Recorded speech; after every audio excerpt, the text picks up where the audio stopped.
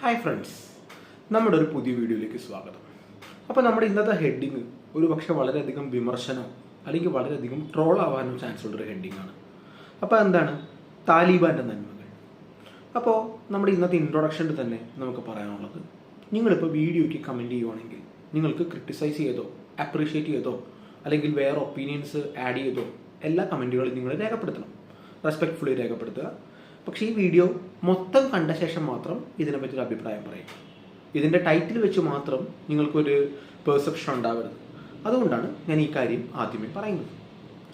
അപ്പോൾ നമ്മൾ നേരത്തെ പല വീഡിയോകളിൽ നമ്മൾ റിപ്പീറ്റ് ചെയ്തൊരു കാര്യമാണ്, അതായത് രാഷ്ട്രീയത്തിലും ഇൻ്റർനാഷണൽ റിലേഷൻസിലും പെർമനൻ്റ് ആയിട്ട് ഫ്രണ്ട്സോ പെർമനൻ്റ് ആയിട്ട് എനിമീസും ഇല്ല.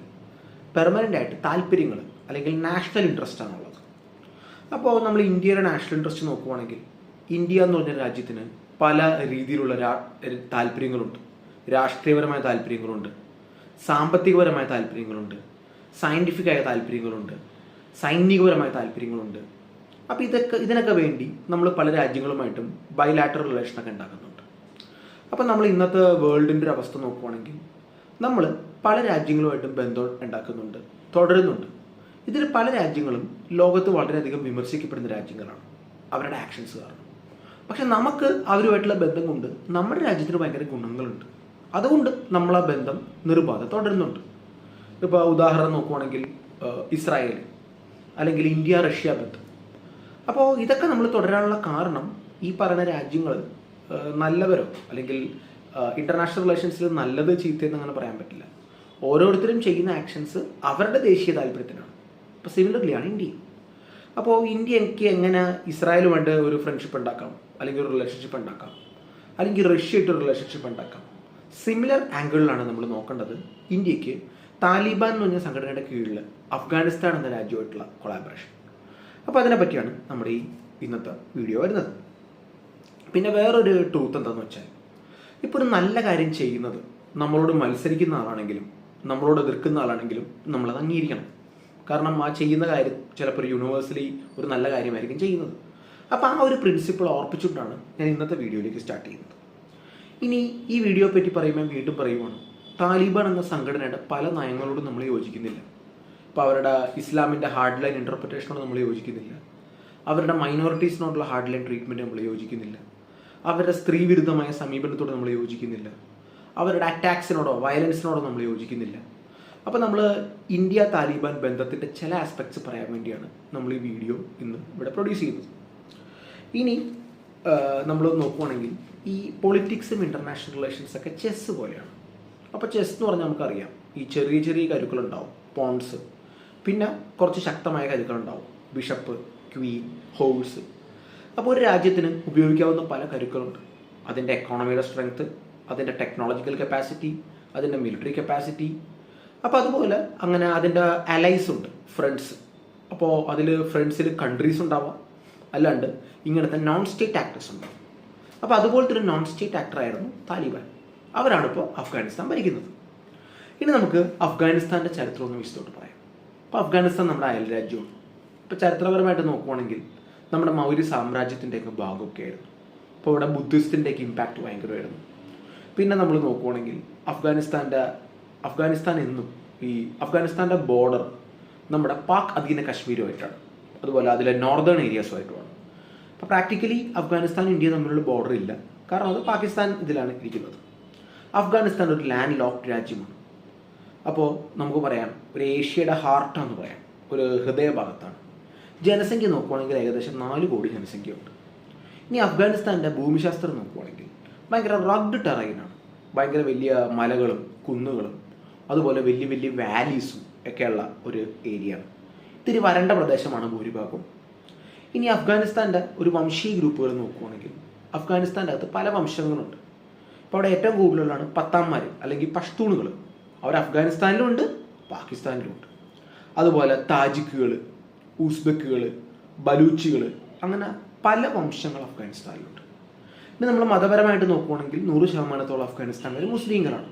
അതിൽ തന്നെ ഭൂരിഭാഗവും സുന്നികളാണ്, ഒരു മൈനോറിറ്റി ഷിയകളാണ്. അഫ്ഗാനിസ്ഥാൻ്റെ ഔദ്യോഗിക ഭാഷ പഷ്തോണ്. ഇനി അഫ്ഗാനിസ്ഥാൻ്റെ സാമ്പത്തികപരമായ അവസ്ഥ നോക്കുവാണെങ്കിൽ കഴിഞ്ഞ പതിറ്റാണ്ടുകളായിട്ട് തുടരെ അഫ്ഗാനിസ്ഥാനിലെ യുദ്ധവും പ്രശ്നങ്ങളൊക്കെയാണ്. അപ്പോൾ ഒരു ദരിദ്ര രാജ്യമാണ്, ഇൻകം കുറവാണ്, ജനങ്ങളിൽ ഭൂരിഭാഗവും കൃഷിയും അങ്ങനെയുള്ള കാര്യങ്ങളായിട്ട് വർക്ക് ചെയ്യുന്നവരാണ്. അപ്പോൾ അഫ്ഗാനിസ്ഥാൻ അടുത്തിടെ വാർത്തകളിൽ വന്നത് ഏകദേശം 3 കൊല്ലം മുമ്പ് 2021 ഓഗസ്റ്റ് 15 അഫ്ഗാനിസ്ഥാനിൽ നിന്ന് അമേരിക്ക നേരത്തെ പോയിരുന്നു. അപ്പോൾ അഫ്ഗാനിസ്ഥാനിൽ അപ്പോഴത്തെ ഗവൺമെൻറ്റിനെ അട്ടിമറിച്ച് താലിബാൻ എന്നൊരു സംഘടന ഭരണത്തിൽ വന്നേക്കുവാണ്. അപ്പോൾ അതൊരു തിയോക്രാറ്റിക് ഗവൺമെൻറ്റാണ്, ഒരു മതപരമായ ഗവൺമെൻറ്റാണ്.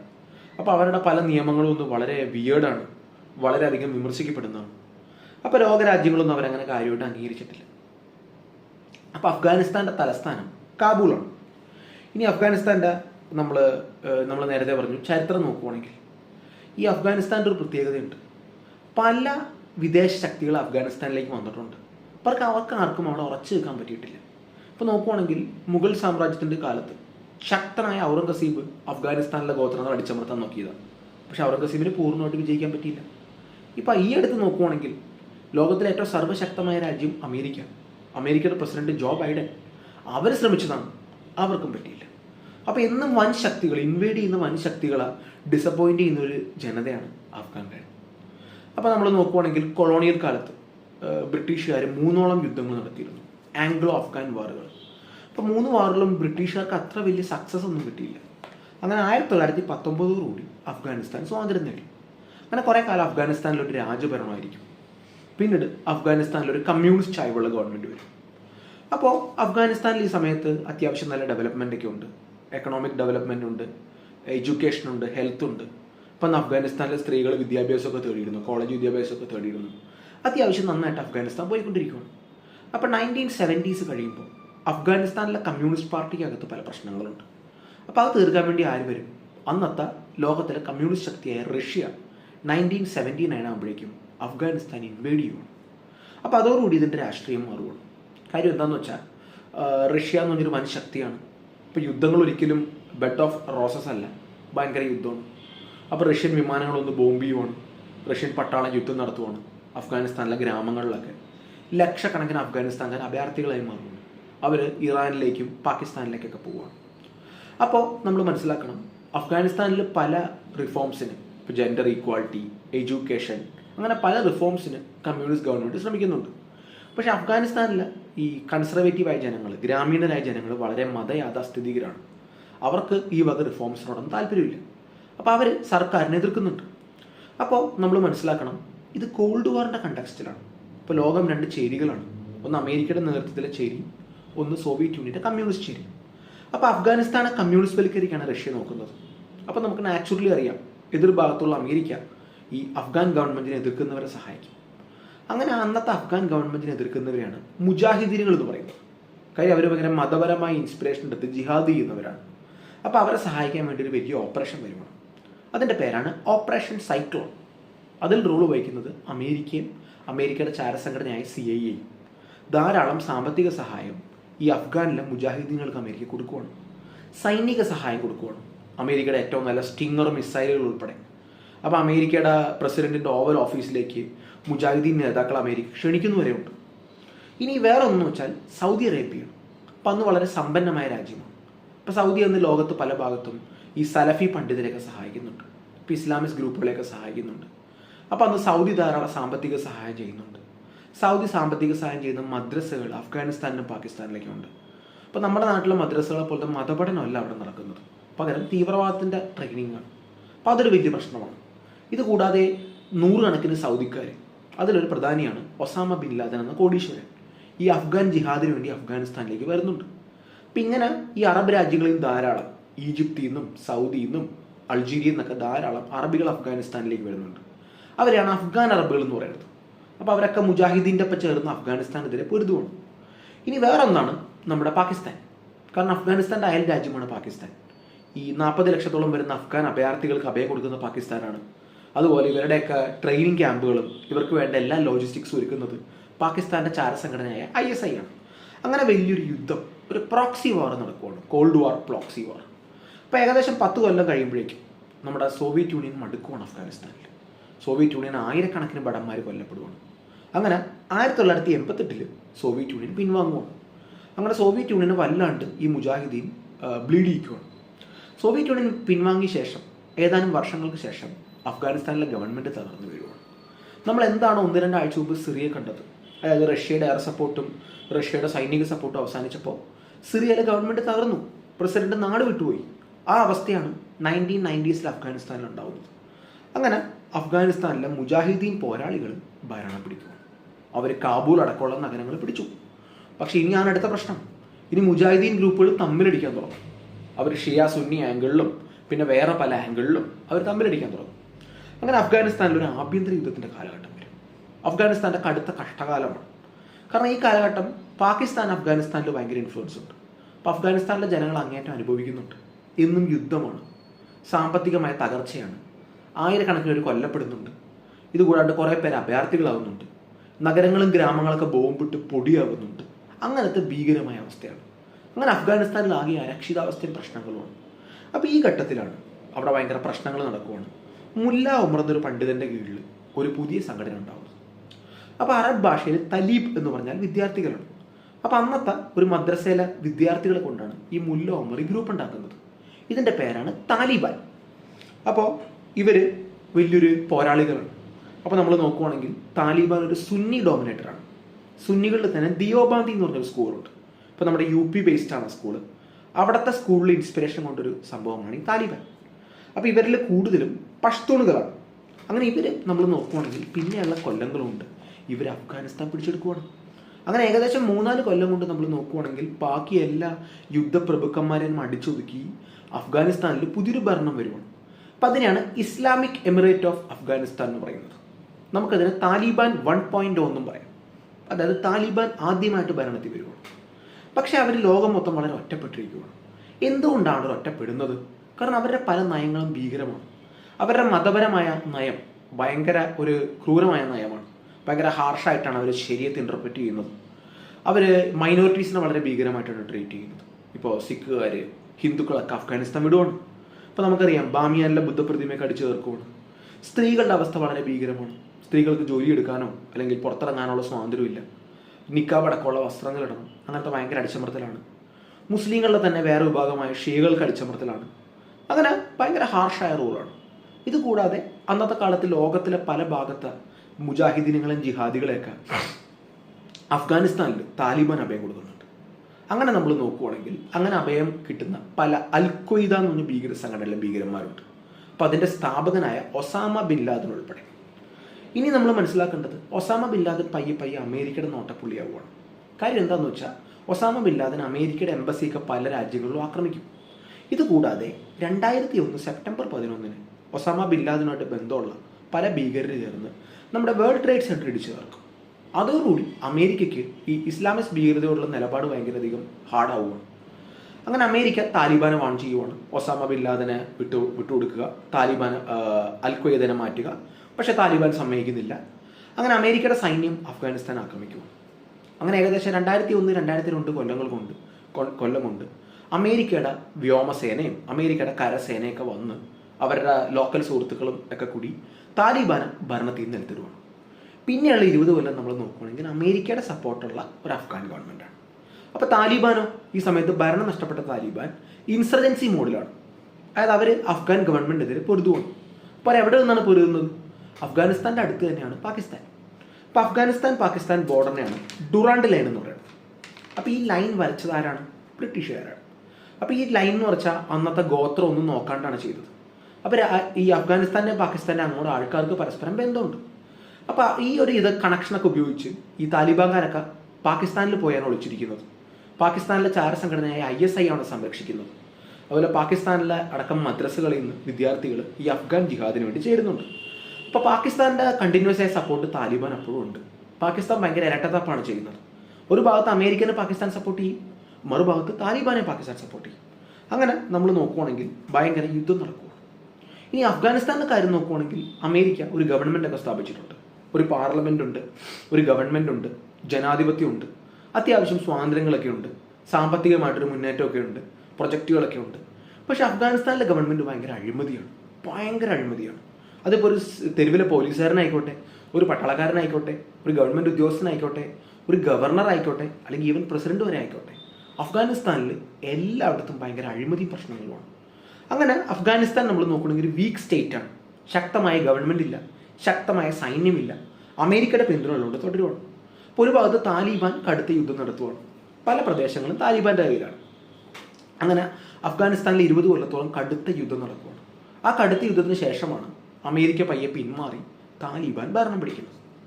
ഇനി നമ്മൾ അഫ്ഗാനിസ്ഥാനെ പറ്റിയും പാകിസ്ഥാനെ പറ്റിയും താലിബാനൊക്കെ പറ്റി പറയുമ്പോൾ ഒരു കാര്യം എടുത്തു പറയേണ്ട ഒരു കാര്യമുണ്ട്. അതായത് പൊളിറ്റിക്കൽ എക്കണോമി ഓഫ് ഡ്രഗ്സ്. ഈ ഡ്രഗ്സിൻ്റെ പ്രൊഡക്ഷൻ്റെ വലിയ കേന്ദ്രമാണ് ഈ അഫ്ഗാനിസ്ഥാൻ പാകിസ്ഥാൻ. ഇപ്പം നമ്മൾ നോക്കുവാണെങ്കിൽ ഗോൾഡൻ ക്രസൻറ്റ് എന്ന് പറഞ്ഞൊരു ഏരിയ ഉണ്ട്. നമ്മുടെ ഇറാൻ്റെ, അഫ്ഗാനിസ്ഥാൻ്റെ, പാകിസ്ഥാൻ്റെ ഒക്കെ ഭാഗമാണ്. അപ്പോൾ അവിടെ ഭയങ്കര വരണ്ടൊരു പ്രദേശമാണ്. അപ്പോൾ അവിടെയൊക്കെ ഗവൺമെൻറ്റുകൾക്ക് ശക്തി വളരെ കുറവാണ്. അപ്പോൾ അവിടെ പല ഭീകര സംഘടനകളുടെ കൺട്രോളുള്ള സ്ഥലമാണ്. ഇവിടെ ലോകത്തിലെ നാർക്കോട്ടിക്സ് പ്രൊഡക്ഷൻ്റെ ഒരു വലിയ കേന്ദ്രമാണ്. അതിൻ്റെ വലിയൊരു കേന്ദ്രമായി മാറിയേക്കും. അപ്പോൾ എന്തുകൊണ്ടാണ് അഫ്ഗാനിസ്ഥാൻ ഒരു മയക്കുമരുന്നിൻ്റെ ഒരു പ്രൊഡക്ഷൻ സെൻ്റർ ആവുന്നത്? അപ്പോൾ അതിന് പല കാര്യങ്ങളുണ്ട്. ബേസിക്കലി അഫ്ഗാനിസ്ഥാൻ്റെ ഭൂമിശാസ്ത്രം നോക്കുകയാണെങ്കിൽ വളരെ വരണ്ട ഭൂമിയാണ്. അവിടെ മിക്ക സാധനങ്ങളും കൃഷി ചെയ്യാൻ പറ്റില്ല. പക്ഷേ ഓപ്പിയം നന്നായിട്ട് കൃഷി ചെയ്യാൻ പറ്റുന്നത് വരണ്ട കാലാവസ്ഥയിലാണ്. അപ്പോൾ ജനങ്ങൾക്ക് പറ്റിയൊരു കൃഷിയാണ്. ചിലവ് വളരെ കുറവാണ്, ലാഭം വളരെ കൂടുതലാണ്. ഇനി നോക്കുവാണെങ്കിൽ കഴിഞ്ഞ ഒരു 10-40 കൊല്ലമായിട്ട് അഫ്ഗാനിസ്ഥാനിൽ തുടരെ യുദ്ധമാണ്. അപ്പോൾ അവിടെ ഒരു ഇൻഡസ്ട്രിയൽ ഡെവലപ്മെൻ്റ് ഒന്നും ആൾക്കാർക്ക് സമയം കിട്ടുന്നില്ല. ആൾക്കാർക്ക് ഭയങ്കര ദാരിദ്ര്യമുണ്ട്. അപ്പോൾ നമ്മളൊരു എക്സ്പേർട്ട് ഉണ്ട്, സുജോയ് കെ സിംഗ് എന്ന് പറഞ്ഞൊരു എക്സ്പേർട്ട് ഉണ്ട്. അദ്ദേഹത്തിൻ്റെ ഒരു പുസ്തകമുണ്ട്, ISI ദ ഡ്രഗ് ട്രാഫിക്കേഴ്സ്. അതുപോലെ ഐക്യരാഷ്ട്ര സംഘടനയായ UN-ന്റെ കീഴിൽ ഒരു സ്ഥാപനമുണ്ട്, UNODC, United Nations office of drugs and crime. ഈ 2 റിപ്പോർട്ടുകൾ ബേസാണ് നമ്മൾ ഈ മയക്കുമരുന്നിൻ്റെ ഒരു കാര്യങ്ങൾ നോക്കുന്നത്. അപ്പോൾ ഞാൻ പറഞ്ഞു അഫ്ഗാനിസ്ഥാൻ്റെ ജിയോഗ്രഫി, അഫ്ഗാനിസ്ഥാൻ്റെ രാഷ്ട്രീയാവസ്ഥ, അഫ്ഗാനിസ്ഥാൻ്റെ ദാരിദ്ര്യം. അപ്പോൾ ഇതൊക്കെ കാരണം ജനങ്ങളൊക്കെ മയക്കുമരുന്നിലേക്ക് തിരിയുവാണ്, മയക്കുമരുന്നിൻ്റെ പ്രൊഡക്ഷനിലേക്ക്.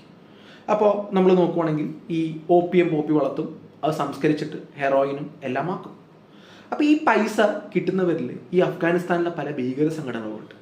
അപ്പോൾ അത് ഈ നാർക്കോട്ടിക്സ്, ഈ ഭീകരതയെ സപ്പോർട്ട് ചെയ്യുക കാരണം ഇതിനെയാണ് നമ്മൾ നാർക്കോ ടെററിസം എന്ന് പറയുന്നത്.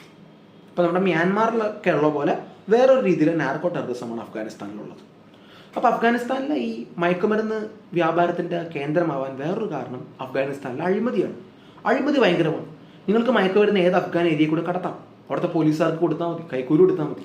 കൈക്കൂലിയൊക്കെ വളരെ കോമൺ ആണ്, നമ്മുടെ ഇന്ത്യയിലും കോമൺ ആണ് ഈ അഫ്ഗാനിസ്ഥാനിൽ. അപ്പോൾ അങ്ങനത്തെ ഒരു ഭയങ്കര വീക്ക് സ്റ്റേറ്റ് ആണ് അഫ്ഗാനിസ്ഥാൻ. അപ്പോൾ ഈ മയക്കുമരുന്നിൻ്റെ ഗുണം വളർത്തുന്ന കർഷകർക്ക് കിട്ടുന്നുണ്ട്, ഇത് കടത്തുന്ന ട്രാഫിക്കേഴ്സിന് കിട്ടുന്നുണ്ട്, ടാക്സ് ചെയ്യുന്ന ഗവൺമെൻറ് ഉദ്യോഗസ്ഥർക്ക് കിട്ടുന്നുണ്ട്. അങ്ങനെ മയക്കുമരുന്നിൻ്റെ പൈസ അഫ്ഗാൻ സമൂഹത്തിൻ്റെ എല്ലാ ഭാഗങ്ങളിലേക്കും എത്തുന്നുണ്ട്. ഇപ്പോൾ ചില പുസ്തകങ്ങളിലൊക്കെ ഞാൻ വായിച്ചിട്ടുണ്ട്, അതായത് മയക്കുമരുന്നിൻ്റെ പണം കൊണ്ട് ആൾക്കാർ നല്ല വീടൊക്കെ ഉണ്ടാക്കി, ഇറ്റാലിയൻ മാർബിളൊക്കെ ഉള്ള വീടുണ്ടാക്കണമെന്ന് പറയുന്നത്. പല സ്ഥലവും ഭയങ്കര പോർഷ ഏരിയ ആവുക. അപ്പോൾ ഇതിൻ്റെയൊക്കെ പൈസ തന്നെ എവിടെ നിന്നാ? ഈ ഗോൾഡൻ ട്രയാങ്കിളിലെ നാർക്കോട്ടിക്സ്. അപ്പോൾ ഹോപ്പിയം, അതുപോലെ അത് സംസ്കരിച്ചുള്ള ഹെറോയിൻ, മോർഫിൻ, ഇതൊക്കെയാണ്. ഇനി അഫ്ഗാനിസ്ഥാൻ്റെ ഏറ്റവും വലിയ മാർക്കറ്റ് അഫ്ഗാനിസ്ഥാൻ്റെ അകത്തല്ല. അഫ്ഗാനിസ്ഥാൻ്റെ ജിയോഗ്രഫി നോക്കുക, അത് ലാൻഡ് ലിങ്ക്ഡ് ആണെന്ന് പറയാം. അത് വടക്കോട്ട് പോയി കഴിഞ്ഞാൽ ഈ മധ്യേഷ്യ, നമ്മുടെ കസാക്കിസ്ഥാൻ, കിർഗിസ്ഥാൻ, തജിക്കിസ്ഥാൻ, പിന്നെ അങ്ങോട്ട് റഷ്യ. ഇറാൻ ബോർഡറിൽ കൂടെ പോയി കഴിഞ്ഞാൽ ഈ മയക്കുമരുന്ന് തുർക്കി വഴി, പിന്നെ യൂറോപ്പ്, പിന്നെ നമ്മുടെ തെക്കോട്ട് പോയി കഴിഞ്ഞാൽ പാകിസ്ഥാൻ വഴി, നമ്മുടെ പഞ്ചാബ് വഴി ഇന്ത്യയിലേക്ക് വരാം. അതുപോലെ തന്നെ കടൽ വഴി, അറബിക്കടൽ വഴി കേരളം, മഹാരാഷ്ട്ര, അതുപോലെ ശ്രീലങ്ക. അപ്പോൾ ഈ മയക്കുമരുന്ന് ലോകം മൊത്തം എത്തുന്നൊരു ഡ്രഗ്സാണ്. അപ്പോൾ അതിൻ്റെ ഒരു ഹബ്ബാണ് ഈ അഫ്ഗാനിസ്ഥാൻ. അപ്പോൾ നമ്മുടെ ഇന്ത്യയെ സംബന്ധിച്ച് കഴിഞ്ഞ ഒരു 20 കൊല്ലം കൊണ്ട് ഇന്ത്യയിൽ ഡ്രഗ്സിൻ്റെ ഭയങ്കര പ്രശ്നമുണ്ട്. അപ്പോൾ അതിൻ്റെ ബെസ്റ്റ് ഉദാഹരണമാണ് ഉടുത്ത പഞ്ചാബ് എന്നൊരു സിനിമയുണ്ട്, ആലിയ ഭട്ടിൻ്റെ. അതിൽ വ്യക്തമായിട്ട് ഇത് കാണിക്കുന്നുണ്ട്. പ്രത്യേകിച്ച് നമ്മുടെ പഞ്ചാബ് എന്ന് പറഞ്ഞാൽ നമ്മുടെ പ്രൊവിൻസിൽ ഈ ഡ്രഗ്സിൻ്റെ ഇമ്പാക്റ്റ് വളരെ വളരെ ബാഡാണ്. ഇപ്പോൾ നാഷണൽ ക്രൈം റെക്കോർഡ്സ് ബ്യൂറോയുടെ 2021 ഡാറ്റ അനുസരിച്ച് പഞ്ചാബിൽ കഴിഞ്ഞ കൊല്ലം ഡ്രഗ്സ് ഓവർ യൂസ് കൊണ്ട് മാത്രം മരിച്ചത് 144 പേരാണ്. ചില കണക്കുകൾ അനുസരിച്ച് പഞ്ചാബുകളിലെ ഡി അഡിക്ഷൻ സെൻറ്ററിൽ 10 ലക്ഷത്തോളം യുവാക്കളുണ്ട്. അപ്പോൾ മനസ്സിലാവുക, നമ്മുടെ രാജ്യത്തിന് ഗുണമാവേണ്ട യുവാക്കളാണ്. രാജ്യത്തിലേക്ക് ഏറ്റവും കൂടുതൽ പട്ടാളക്കാരെ അയച്ചിരുന്ന ഒരു പ്രവിശ്യയായിരുന്നു പഞ്ചാബ്. ഇന്ന് പഞ്ചാബ് അറിയപ്പെടുന്നത് എന്തിനാ? മയക്കുമരുന്നും ഖാലിസ്ഥാൻ മതവും. അത്രയേറെ ആ പ്രവിശ്യ നശിച്ചുകൊണ്ടിരിക്കുകയാണ്. എല്ലാ കുടുംബത്തിലും അവർ ഡ്രഗ് അഡിക്ട്സ് ഉണ്ടെന്നാണ് പറയുന്നത്. അപ്പോൾ കഴിഞ്ഞ കൊല്ലം നോക്കുവാണെങ്കിൽ ഏകദേശം 2700 കിലോയിൽ കൂടുതൽ ഹെറോയിനാണ് പഞ്ചാബിൽ പിടിച്ചത്. ഇത് പിടിച്ചതാണ്, പിടിക്കാത്ത എത്രത്തോളം.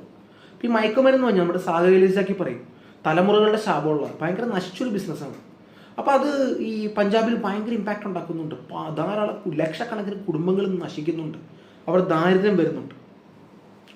ഇനി നമ്മൾ പറയാൻ പോകുന്നത്, ഇനി പഞ്ചാബ് മാത്രമല്ല, മയക്കുമരുന്ന് ബാക്കിയുള്ള ഇന്ത്യൻ പ്രദേശങ്ങളിലേക്ക്, ഇപ്പോൾ ബോംബെ, കർണാടക, ബാംഗ്ലൂർ, കൊച്ചി, തുടർന്ന് അവിടെ നിന്ന് തെക്കോട്ട് കൊളംബോ, അങ്ങനെ അഫ്ഗാനിസ്ഥാനിൽ നിന്നുള്ള ഡ്രഗ്സ് പല ഭാഗത്തേക്ക് പോകുന്നുണ്ട് ഇന്ത്യയിൽ തന്നെ. ഇനി നമ്മൾ പറയാൻ പോകുന്നത് എന്താണ് താലിബാൻ എന്ന സംഘടനയ്ക്ക് മയക്കുമരുന്നുമായിട്ടുള്ള ബന്ധം.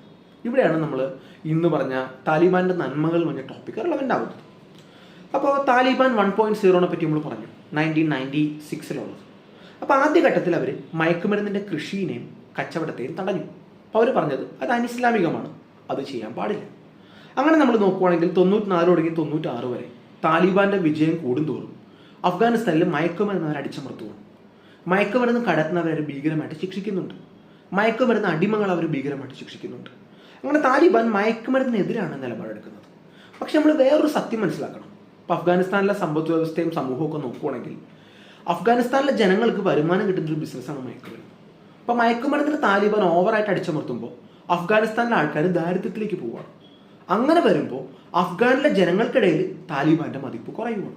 അപ്പോൾ ലോക്കൽ ലെജിറ്റിമസി നോക്കുകയാണെങ്കിൽ താലിബാൻ ഡ്രഗ്സ് പ്രൊമോട്ട് ചെയ്യുന്നതാണ് നല്ലത്. കാരണം അങ്ങനെയാണെങ്കിൽ അഫ്ഗാനിസ്ഥാനിലെ ജനങ്ങൾ അത്യാവശ്യം പോർഷായിട്ട് ജീവിക്കാൻ പറ്റും.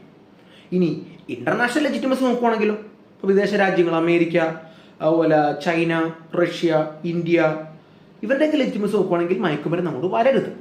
അപ്പോൾ ഇൻ്റർനാഷണൽ ലെജിറ്റിമസിക്ക് താലിബാൻ മയക്കുമരുന്ന് അടിച്ചമർത്തണം. അപ്പോൾ താലിബാൻ എന്നും ഈ ഒരു ക്വസ്റ്റ്യൻ ഇടയ്ക്ക് കൺഫ്യൂസ്ഡ് ആണ്. ഡൊമസ്റ്റിക് ലെജിറ്റിമസി വേണോ ഇൻ്റർനാഷണൽ ലെജിറ്റിമസി വേണോ? പല ഘട്ടങ്ങളിലും താലിബാൻ പല നിലപാടെടുത്തിട്ടുള്ളത്. അപ്പോൾ 1996 താലിബാൻ ഭരണം മൊത്തം പിടിച്ചു. പക്ഷെ അപ്പോഴത്തേക്കും താലിബാൻ്റെ നിലപാട് വയ്യ മാറുവാണ്. കാരണം എന്താ? അഫ്ഗാനിസ്ഥാനിലെ 3-4 കോടിയുടെ ജനങ്ങളുടെ സപ്പോർട്ട് അവർക്ക് വേണം. അപ്പോൾ പയ്യെ അവർ മയക്കുമരുന്ന് നേരെ കണ്ണടയ്ക്കുവാണ്. പയ്യെ അവർ ടാക്സ് ചെയ്യുവാണ്. കർഷകർക്ക് 10% ടാക്സ്, മയക്കുമരുന്ന് കടത്തുന്ന ആൾക്കാർക്ക് 10% ടാക്സ്, ഹെറോയിൻ ലാബുകൾക്ക് ടാക്സ്. അങ്ങനെ ഒരു 10% ടാക്സ് വെക്കുവാണ് താലിബാൻ. കാലക്രമേണ ടാക്സ് കൂടുവാണ്. അങ്ങനെ അഫ്ഗാനിസ്ഥാനിൽ മയക്കുമരുന്നിൻ്റെ പ്രൊഡക്ഷനും ട്രീറ്റ്മെൻറ്റും ഭയങ്കരമാവുകയാണ്. ഇപ്പോൾ 1980 ഇത് തുടങ്ങുമ്പോൾ അഫ്ഗാനിസ്ഥാനിലെ മയക്കുമരുന്നിൻ്റെ പ്രൊഡക്ഷൻ 200 മെട്രിക് ടൺ ആണെങ്കിൽ താലിബാൻ ഭരണം അതിൻ്റെ മൂർധന്യാവസ്ഥയിരുന്ന സമയത്ത്, അതായത് ഒന്നാം താലിബാൻ സർക്കാരിൻ്റെ കാലത്ത് അത് 4600 മെട്രിക് ടൺ, അതായത് 23 ഇരട്ടിയാവുകയാണ്. അപ്പോൾ നമുക്ക് മനസ്സിലാക്കാം, ഒന്നാം താലിബാൻ സർക്കാർ പല ഭീകര സംഘടനകളെ സഹായിച്ചു, മയക്കുമരുന്നിനെ സഹായിച്ചു. അപ്പോൾ അതിന് നാർക്കോ ടെററിസം ഹബ്ബായിരുന്നു. അപ്പോൾ അവർക്ക് ജനങ്ങളുടെ സപ്പോർട്ടുണ്ട്. അപ്പോൾ അങ്ങനെ താലിബാന് ജനങ്ങളുടെ സപ്പോർട്ട് കിട്ടുന്നുണ്ട്. പക്ഷേ 1999 ആകുമ്പോഴേക്കും താലിബാൻ വീണ്ടും മയക്കുമരുന്നിന് അടിച്ചമർത്തി തുടങ്ങുകയാണ്. ഇതിനിടയ്ക്കാണ് നമ്മുടെ അമേരിക്കയുടെ ഇൻവേഷൻ വരുന്നത് 2001-2002. അതോടുകൂടി ഭരിച്ചിരുന്ന താലിബാൻ ഇപ്പോൾ ഭരണത്തിൽ നിന്ന് തെറിക്കുകയാണ്. ഇനിയിപ്പോൾ താലിബാൻ അമേരിക്കയ്ക്കെതിരെ പൊരുതാൻ എന്ത് വേണം? ആയുധങ്ങൾ വേണം, ട്രെയിനിങ് വേണം. അപ്പോൾ സാമ്പത്തികപരമായ ആവശ്യമുണ്ട്. വീണ്ടും താലിബാൻ ഡ്രഗ്സിന് നേരെ കണ്ടയ്ക്കാൻ തുടങ്ങുകയാണ്. അങ്ങനെ ഡ്രഗ്സിൻ്റെ ഒരു ടാക്സ് താലിബാൻ വാങ്ങുകയാണ്. അപ്പോൾ അഫ്ഗാനിസ്ഥാനിൽ പല പ്രവിശ്യകളും താലിബാൻ്റെ ഭരണത്തിലാണ്, പല ഭാഗത്തും താലിബാൻ ഇൻഫ്ലുവൻസ് ഉണ്ട്. അപ്പോൾ കൃഷിക്കാരെയും അതുപോലെ അത് സംസ്കരിക്കുന്നവരെയും വിൽക്കുന്നവരെയൊക്കെ താലിബാൻകാർ ഭീഷണിപ്പെടുത്തി. അപ്പോൾ താലിബാൻകാർ വേണമെങ്കിൽ സംരക്ഷണം കൊടുക്കും, അവർക്ക് ഇത്ര ശതമാനം ലാഭം കൊടുക്കണം. അങ്ങനെ താലിബാന് ഭയങ്കര വരുമാനം കിട്ടുന്നുണ്ട്. അവിടെ 2020 ആകുമ്പോൾ നമ്മൾ നോക്കുവാണെങ്കിൽ അഫ്ഗാനിസ്ഥാൻ ലോകത്തിലെ മയക്കുമരുന്നിൻ്റെ കേന്ദ്രവുമാണ്. ലോകത്തിലെ ഓപ്പിയത്തിൻ്റെ 85% 2020 ആകുമ്പോൾ അഫ്ഗാനിസ്ഥാനിൽ നിന്നാണ്. അപ്പോൾ നമ്മൾ മനസ്സിലാക്കേണ്ട, ആ സമയത്ത് താലിബാന് അതിൻ്റെ വരുമാനമുണ്ട്. ഏകദേശം 400 മില്യണാണ്, അതായത് ഏകദേശം ഒരു 3500 കോടിയുടെ അടുത്ത് താലിബാന് ടാക്സ് റവന്യൂ മാത്രം കിട്ടുന്നുണ്ട്. ഇനി എന്താണ് അമേരിക്കയുടെ നയം? അപ്പോൾ അമേരിക്ക ഈ അഫ്ഗാനിസ്ഥാനിലെ മയക്കുമരുന്ന് അടിച്ചമർത്താൻ ശ്രമിക്കുന്നുണ്ട്. പക്ഷേ നേരത്തെ പറഞ്ഞു, അഫ്ഗാനിസ്ഥാനിലെ ഗവൺമെൻറ് ഭയങ്കര അഴിമതി നിറഞ്ഞാണ്. അപ്പോൾ ഒരിക്കലും അഫ്ഗാനിസ്ഥാൻ്റെ പ്രസിഡന്റാണ് അഷ്റഫ് ഗനി, അദ്ദേഹത്തിൻ്റെ സഹോദരന് മയക്കുമരുന്നുമായിട്ട് ബന്ധമുണ്ട്. അപ്പോൾ നമ്മൾ ഈ വേര് തന്നെ വിളവ് തിന്നുക എന്നൊക്കെ പറയില്ലേ, അത്രമാത്രം അഴിമതി നിറഞ്ഞ രാജ്യമാണ് അഫ്ഗാനിസ്ഥാൻ. അപ്പോൾ അതിൽ എത്ര മയക്കുമരുന്ന് അമേരിക്ക തകർക്കാൻ ശ്രമിച്ചാലും കാര്യമില്ല, അവിടുത്തെ ജനങ്ങൾ സഹകരിക്കണം. ഇനി നമ്മൾ നോക്കുവാണെങ്കിൽ 2016 ആകുമ്പോഴേക്കും അഫ്ഗാനിസ്ഥാനിൽ ഇസ്ലാമിക് സ്റ്റേറ്റ്സ് വരുന്നുണ്ട്. അപ്പോൾ അവർക്കും മയക്കുമരുന്നിൻ്റെ ഒരു ഷെയറിന് വേണ്ടി ഇവർ പൊരുതുന്നുണ്ട്. ഈ അമേരിക്ക പല ഘട്ടങ്ങളിലും പലത് ചെയ്തിട്ടുണ്ട്. ആദ്യഘട്ടത്തിൽ ബ്രിട്ടീഷുകാരൊരു പദ്ധതി നടപ്പാക്കി 2004 മയക്കുമരുന്ന് കൃഷി നിർത്തുന്ന കർഷകർക്ക് സാമ്പത്തിക സഹായം, ജോലി സാധ്യത, അങ്ങനത്തെ പല ഒരു കൗണ്ടർ നാർക്കോട്ടിക്സ് എഫക്റ്റ്. പക്ഷേ ഞാൻ പറഞ്ഞു, അഫ്ഗാനിസ്ഥാൻ വളരെ അഴിമതിയുള്ള രാജ്യമാണ്. ഈ ഇടുന്ന പൈസ മൊത്തം സർക്കാർ ഉദ്യോഗസ്ഥരുടെ പോക്കറ്റിലേക്ക് പോവാണ്, അവർ പുട്ടടിക്കുവാണ്. അതുകൊണ്ട് ആ പദ്ധതി കൊണ്ട് വലിയ ഗുണമുണ്ടായില്ല. പിന്നെ ഉള്ള 5 കൊല്ലം 2004 തുടങ്ങി 2009 വരെ അമേരിക്ക വളരെ വയലൻ്റായിട്ട് ഡ്രഗ്സ് നശിപ്പിക്കാൻ നോക്കുന്നുണ്ട്. അപ്പം ജനങ്ങൾ വയലൻ്റായിട്ട് റിയാക്ട് ചെയ്യുന്നുണ്ട്. ജനങ്ങൾ താലിബാൻ്റെ ഒപ്പം പോയി ചേരുവാണ്. ഉടനെ അമേരിക്ക ജനങ്ങളെ ആശ്വസിപ്പിക്കാൻ വേണ്ടിയിട്ട് പയ്യ വയലൻ്റ് ആക്ഷൻസ് നിർത്തുവാണ്. അപ്പോൾ അമേരിക്ക കുറച്ച് കണ്ണടച്ചു. കാരണം അങ്ങനെ ഇതിനെതിരെ തിരിഞ്ഞാൽ ജനങ്ങളുടെ പ്രൊട്ടസ്റ്റ് ഉണ്ടാവും. അപ്പോൾ ഡ്രഗ്സ് തുടർന്നു. ഒരു ഭാഗത്ത് ഡ്രഗ്സിൽ നിന്ന് താലിബാനും വരുമാനം ഉണ്ടാക്കുന്നുണ്ട്, ഒരു ഭാഗത്ത് പാകിസ്ഥാൻ്റെ ചാരസംഘടനയായ ISI ഇതിൽ നിന്ന് വരുമാനം ഉണ്ടാക്കുന്നുണ്ട്. അങ്ങനെ അഫ്ഗാനിസ്ഥാനിലെ ഡ്രഗ്സ് വളരെ ഇമ്പോർട്ടൻ്റ് ആണ്. ഇപ്പോൾ 2020 ആകുമ്പോഴേക്കും അഫ്ഗാനിസ്ഥാൻ ലോകത്തെ ഏറ്റവും കൂടുതൽ ഓപ്പിയം കയറ്റുമതി ചെയ്യുന്ന രാജ്യങ്ങളാണ്. ഇനിയാണ് നമ്മുടെ 2021 വലിയ മാറ്റം വരുന്നത്. അമേരിക്ക താലിബാൻ ചർച്ചകൾ നടക്കുവാണ്. അമേരിക്ക പിന്മാറുന്നു. പയ്യെ 2021 ഓഗസ്റ്റ് 15 അഫ്ഗാനിസ്ഥാനിലെ ഗവൺമെന്റിനെ അട്ടിമറിച്ച് താലിബാൻ ഭരണത്തിലേറും. അപ്പോൾ ഇതിനെയാണ് നമ്മൾ താലിബാൻ 2.0 എന്ന് പറയുന്നത്. ഇനി എന്താണ് പുതിയ താലിബാന്റെ നയം? അപ്പോൾ ഞാൻ പറഞ്ഞു, ഡൊമസ്റ്റിക് ലെജിറ്റിമസി അവർക്ക് വേണം, ഇന്റർനാഷണൽ ലെജിറ്റിമസി വേണം. അപ്പോൾ ഇന്റർനാഷണൽ ലെജിറ്റിമസി അവർ നേടാൻ ശ്രമിക്കുന്നുണ്ട്. അപ്പോൾ ഒരു പുതിയ പോളിസി വരുന്നുണ്ട്. അപ്പോൾ താലിബാന്റെ നേതാവായ മുല്ല ഹബീബുള്ള അഖുൻസാദ 3 ഏപ്രിൽ 2022 ഈ ഓപ്പിയത്തിന്റെ കൃഷിയും ട്രീറ്റ്മെന്റും വിൽപ്പന എല്ലാം ബാൻ ചെയ്തു. ജനുവരി 2023 മയക്കുമരുന്ന് ഉൽപ്പാദനത്തിൽ ഉപയോഗിക്കുന്ന പല കെമിക്കൽസും ബാൻ ചെയ്തു. മാർച്ച് 8, 2023 കന്നാബിസ് ബാൻ ചെയ്തു. അങ്ങനെ താലിബാൻ വ്യക്തമായിട്ട് ഡ്രഗ്സ് ബാൻ ചെയ്യാനുള്ള പല നിലപാടുകളും എടുത്തു, പല ആക്ഷൻസും തുടങ്ങി. അപ്പോൾ താലിബാൻ പറഞ്ഞാൽ വിശ്വസിക്കണോ? താലിബാൻ ഞാൻ വിശ്വസിക്കുന്നില്ല. പക്ഷേ ഞാൻ UN റിപ്പോർട്ട് വിശ്വസിക്കാമല്ലോ. UN office for drugs and ക്രൈമിൻ്റെ ഒരു റിപ്പോർട്ടുണ്ട്, വേൾഡ് ഡ്രഗ് റിപ്പോർട്ട്. അതുപോലെ സാറ്റലൈറ്റ് ഇമേജുകൾ കാണിക്കുന്നത് അഫ്ഗാനിസ്ഥാനിലെ 80 തുടങ്ങി 99% വരെ ഓപ്പിയം ഫീൽഡ് താലിബാൻ നശിപ്പിച്ചു കളഞ്ഞു. അപ്പോൾ അത് താലിബാൻ ചെയ്യുന്ന ഒരു നല്ല കാര്യമാണ്. ഇതാണ് ഞാൻ വീഡിയോയുടെ ആദ്യം പറഞ്ഞത്, നല്ല കാര്യം ചെയ്യുന്ന ആരാണെങ്കിലും സപ്പോർട്ട് ചെയ്യണം. അപ്പോൾ എന്താ കേസ് വെച്ചാൽ ഈ മയക്കുമരുന്നൊക്കെ ഒരു പക്ഷേ നമ്മുടെ നാടുകളിലോ നമ്മുടെ പഞ്ചാബിലും നമ്മുടെ മഹാരാഷ്ട്രയിലും കേരളത്തിലൊക്കെ യുവാക്കളെ നശിപ്പിക്കേണ്ട മയക്കുമരുന്നായിരുന്നു. അതാണ് താലിബാൻ നശിപ്പിച്ചുകൊണ്ടിരിക്കുന്നത്. അപ്പോൾ UN പറയുന്നത് താലിബാൻ സ്ട്രിക്റ്റ് ആയിട്ട് മയക്കുമരുന്ന് നശിപ്പിക്കുവാണ്, കൃഷിക്കാരുടെ കൃഷിയൊക്കെ നശിപ്പിക്കുവാണ്, കടത്തുന്നവരെ ശിക്ഷിക്കുവാണ്. ഒരു ഗ്രാജുവൽ അപ്രോച്ചാണ്. അപ്പോൾ 2 ഘട്ടങ്ങളിലാണ് അഫ്ഗാനിസ്ഥാനിൽ കൃഷി നടന്നത്, സമ്മറിലും സ്പ്രിങ്ങിലും. അപ്പോൾ ഈ തവണ 2 തവണ അതിൻ്റെ കൃഷി നടന്നിട്ടില്ല. അപ്പോൾ നമ്മൾ ചില കണക്കുകൾ നോക്കുവാണെങ്കിൽ പല സ്ഥലത്തും, ഇപ്പോൾ ഹെൽമന്ദ് എന്നൊരു പ്രവിശ്യമുണ്ട്, 2023 അവിടുത്തെ പഴയ 1.25 ലക്ഷം ഹെക്ടറിൽ മയക്കുമരുന്നുണ്ടായിരുന്നു. ഇപ്പോൾ അത് 1000 ഹെക്ടർ താഴെ ഉള്ളൂ. അതൊക്കെ താലിബാൻ നശിപ്പിച്ചു കഴിഞ്ഞു. എഫേഡര എന്ന് പറഞ്ഞാൽ വേറൊരു മയക്കുമരുന്ന് താലിബാൻ നിരോധിച്ചു 2021 ഡിസംബറിൽ. അപ്പോൾ നമ്മൾ ഇന്ത്യയുടെ ദേശീയ താല്പര്യം നോക്കുവാണെങ്കിൽ താലിബാൻ ചെയ്യുന്ന ഏറ്റവും പെർഫെക്റ്റ് ആണ്. കാരണം ഈ ഗോൾഡൻ ക്രസൻറ്റിലെ മയക്കുമരുന്നിൻ്റെ നാശം വന്നാൽ ഇങ്ങോട്ട് വരുന്ന ഡ്രഗ്സ് കുറയും. അങ്ങനെ വന്നാൽ നമ്മുടെ പഞ്ചാബ് അടക്കമുള്ള പല സ്ഥലങ്ങളിലും ഡ്രഗിൻ്റെ പ്രശ്നം കുറയും. അത് ഇന്ത്യക്ക് ഭയങ്കര നല്ലതാണ്. കാരണം കഴിഞ്ഞ 20 കൊല്ലം നോക്കി മയക്കുമരുന്നിൻ്റെ അതിപ്രസരം പഞ്ചാബ് അടക്കമുള്ള സംസ്ഥാനങ്ങളിലുണ്ട്. എത്ര ടൺ മയക്കുമരുന്നാണ് ചില ദിവസങ്ങളിൽ നേവി കപ്പലിൽ പിടിക്കുന്നത്? ഇത് അറബിക്കടൽ വഴി, അതായത് അഫ്ഗാനിസ്ഥാനിൽ നിന്ന് വരുന്ന മയക്കുമരുന്നാണ് പാകിസ്ഥാൻ്റെ പോർട്ടുകൾ വഴി, അറബിക്കടൽ വഴി നമ്മുടെ കൊച്ചിയിലോട്ടൊക്കെ വരുന്നത്. അപ്പോൾ ആ മയക്കുമരുന്നുകൾ ഇപ്പോൾ നേവി പിടിക്കുന്നുണ്ട്. അതുപോലെ തന്നെ നമ്മുടെ ബോർഡറിൽ കൂടെ വരുന്ന മയക്കുമരുന്ന്. അപ്പോൾ ഈ മയക്കുമരുന്ന് അതിൻ്റെ സോഴ്സിൽ ചെന്ന് പണിയുന്ന ആൾക്കാരാണ് താലിബാൻ. അപ്പോൾ ആ രീതിയിൽ നമ്മൾ താലിബാനായിട്ടൊരു നല്ല ബന്ധം ഉണ്ടാക്കണം. അപ്പോൾ താലിബാൻ 1 അല്ല, താലിബാൻ 2 മാറ്റങ്ങളുണ്ട്. അപ്പോൾ ഇന്ത്യയും അത് തിരിച്ചറിഞ്ഞിട്ടുണ്ട്. താലിബാൻ ഇന്ത്യയിലേക്ക് പ്രതിനിധി അയച്ചിട്ടുണ്ട്. കുറച്ചു കാലം മുമ്പ് നമ്മളറിഞ്ഞു. ഇന്ത്യ അങ്ങോട്ട് പ്രതിനിധി അയച്ചിട്ടുണ്ട്. ഇന്ത്യയുടെ പല പ്രൊജക്റ്റുകളും, പല റോഡും, അതുപോലെ പല ബിൽഡിങ്ങും ഡാമും നമ്മൾ പുനരാരംഭിക്കാൻ പോവുകയാണ്. അപ്പോൾ ഇന്ത്യ അഫ്ഗാനിസ്ഥാൻ സഹകരണം ഏറ്റവും കൂടുതൽ വരേണ്ട ഒരു കേസ് മയക്കുമരുന്നിൻ്റെ തടയലാണ്. ഇപ്പോൾ ഗോൾഡൻ ക്രസൻറ്റിൽ തന്നെ ഡ്രഗ്സ് തടയാൻ പറ്റിയാൽ നമുക്കിതൊരു വലിയ സഹായമാണ്. കാരണം ജിയോഗ്രഫിക്കലി ഇന്ത്യ എന്ന് പറഞ്ഞാൽ, ഞാൻ നേരത്തെ ഒരു വീഡിയോയിൽ പറഞ്ഞു, നമ്മുടെ മ്യാൻമാറിലെ ഗോൾഡൻ ക്രസൻറ്റും പിന്നെ മ്യാൻമാറിലെ ഗോൾഡൻ ട്രയാങ്കിളും അഫ്ഗാനിസ്ഥാനിലെ ഗോൾഡൻ ക്രസൻറ്റിനും ഇടയ്ക്കാണ്. ഇന്ത്യയിൽ ധാരാളം യുവാക്കളുണ്ട്. ഈ ഡ്രഗ്സ് എല്ലാം വന്ന് നശിപ്പിക്കുന്നത് ഇന്ത്യയിലെ യുവാക്കളെയാണ്, ഇന്ത്യയുടെ സമ്പദ് വ്യവസ്ഥയാണ്, നാർക്കോ ടെററിസ്റ്റാണ് ബൂസ്റ്റ് ചെയ്യുന്നത്. അപ്പോൾ ഇതിനെതിരെയാണ് താലിബാൻ ശക്തമായ ആക്ഷൻ എടുക്കുന്നത്. ഈ ഒരു ഘട്ടത്തിൽ വ്യക്തമായിട്ട് ഇന്ത്യ താലിബാൻ ഈ ആക്ഷനിൽ സപ്പോർട്ട് ചെയ്യണം. പയ്യെ നമ്മൾ താലിബാനായിട്ട് ബന്ധം ഉണ്ടാക്കണം. കാരണം അതാണ് പ്രാക്ടിക്കൽ. നമ്മൾ അഫ്ഗാനിസ്ഥാന് സാമ്പത്തികപരമായ സഹായം ചെയ്യണം, കാർഷികപരമായ സഹായം ചെയ്യണം, കാർഷിക എക്സ്പേർട്സിനെയൊക്കെ വിടണം, അഫ്ഗാനിസ്ഥാനായിട്ട് വ്യാപാരത്തിലൊക്കെ ഏർപ്പെട്ട് നമ്മുടെ പ്രൊജക്റ്റുകളൊക്കെ പുനരാരംഭിക്കണം. അപ്പോൾ താലിബാൻ്റെ പല ആക്ഷൻസ് നമുക്ക് വിമർശിക്കാം. അവരുടെ സ്ത്രീകളോടുള്ള ആക്ഷൻസ്, അവരുടെ മതപരമായ സ്ട്രിക്ട്നെസ്, അതുപോലെ തന്നെ അവരുടെ ശിക്ഷാരീതികൾ, അവരുടെ ക്രൂരത. പക്ഷെ മയക്കുമരുന്നിനെതിരെ ഇപ്പോൾ താലിബാൻ എടുത്തിരിക്കുന്ന പൂർണ്ണമായും നല്ലൊരു ആക്ഷനാണ്. ഇതിനെ ഇന്ത്യ ഗവൺമെൻറ് വ്യക്തമായിട്ട് ഇത് ക്യാപ്ചർ ചെയ്യണം. അങ്ങനെ ഇന്ത്യയുടെ ഡിപ്ലോമാറ്റിക് ടൈസ് വഴി ഈ ഒരു പോളിസി നമ്മൾ താലിബാനെ കൊണ്ട് തുടരിക്കണം. അതിനുവേണ്ടി നമ്മൾ അഫ്ഗാനിസ്ഥാനിൽ എക്കണോമിക് ഓപ്പർച്യൂണിറ്റി ഉണ്ടാക്കാൻ ഇന്ത്യയെ കൊണ്ട് പറ്റാവുന്ന ഇന്ത്യ ചെയ്യണം. അങ്ങനത്തെ ഒരു നല്ല പോളിസി ചെയ്താൽ അതിൻ്റെ ഒരു ഇമ്പാക്റ്റ് ഈ റീജിയനിലായിരിക്കും. അപ്പോൾ അങ്ങനെ പറഞ്ഞ് ഞാൻ ഈ വീഡിയോ കൺക്ലൂഡ് ചെയ്യുവാണ്. അപ്പോൾ ഈ വീഡിയോ നിങ്ങൾക്ക് ഇഷ്ടപ്പെട്ടെന്ന് കരുതുന്നു. നിങ്ങൾ ലൈക്ക് ചെയ്യുക വീഡിയോ, ചാനൽ സബ്സ്ക്രൈബ് ചെയ്തിട്ടില്ലെങ്കിൽ സബ്സ്ക്രൈബ് ചെയ്യുക, ബെൽ ബട്ടൺ അമർത്തുക, നിങ്ങളുടെ വിലയേറിയ അഭിപ്രായ വ്യത്യാസങ്ങളും രേഖപ്പെടുത്തുക. ഈ വീഡിയോ നിങ്ങളുടെ സോഷ്യൽ സർക്കിളുകളിലും വാട്സാപ്പ് ഗ്രൂപ്പുകളിലും ഒക്കെ കൂടുതൽ ഷെയർ ചെയ്യുക.